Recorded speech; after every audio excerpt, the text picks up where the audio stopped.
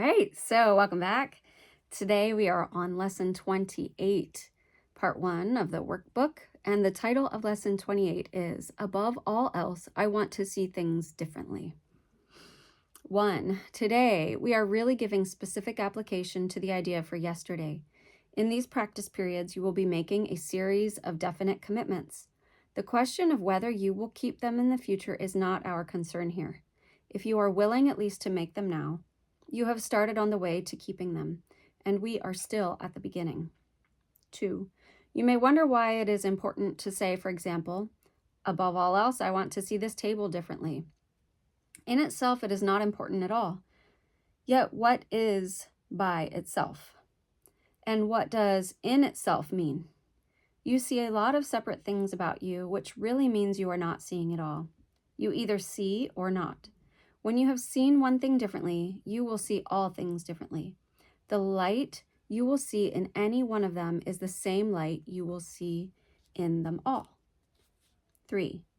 When you say, above all else, I want to see this table differently, you are making a commitment to withdraw your preconceived ideas about the table and open your mind to what it is and what it is for. You are not defining it in past terms. You are asking what it is rather than telling it what it is.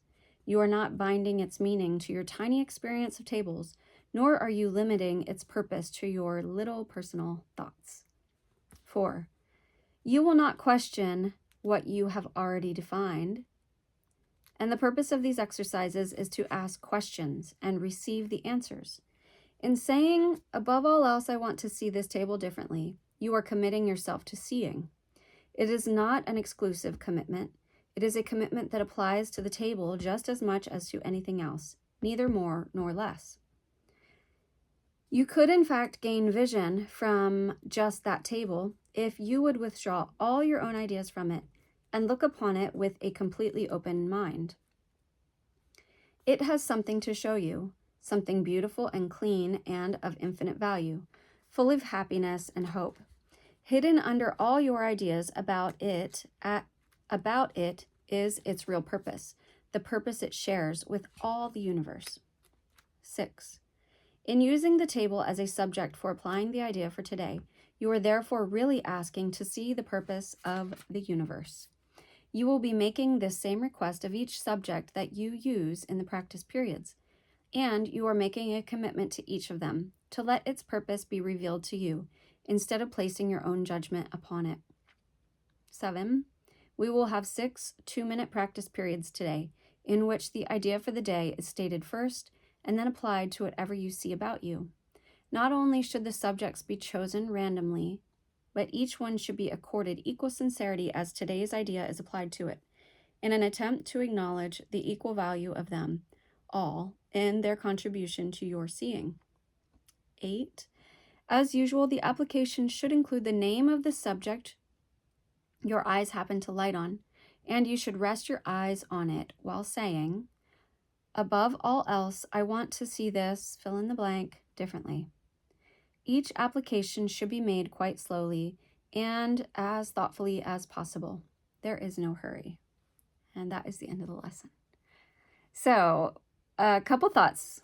One primary thought I had about this lesson is I was reminded of my dad.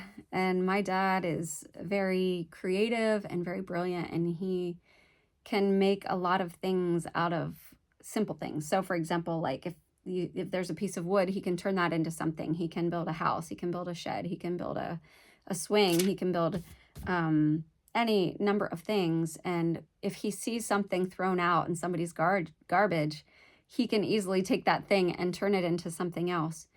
So this exercise reminds me of his ability to do that. And because of that, it's very hard to get rid of anything, because he can find purpose and meaning, how do I put it?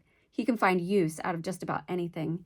It reminds me of Tinkerbell. If you've ever seen Tinkerbell, she can tinker with things and kind of repurpose things into something else. So this experience would help the person that sees a lot of things as junk and useless to actually see that there are alternate uses for things that might be deemed worthless. But it also might help for seeing things in a different way, such as the example talks about a table and being able to see it differently. So above all else, I want to see this bookmark differently. That's going to be fun. So we're going to do it 6 practice periods, and I think it said 6 2-minute practice periods in which the idea is stated first and applied to whatever you see about you. So it's going to be fun. I'd love to hear your thoughts and your experiences as you do this exercise, and seems like we're moving the needle forward in the things that we see about us. So, all right, I hope you have a blessed day, and we will see you again tomorrow.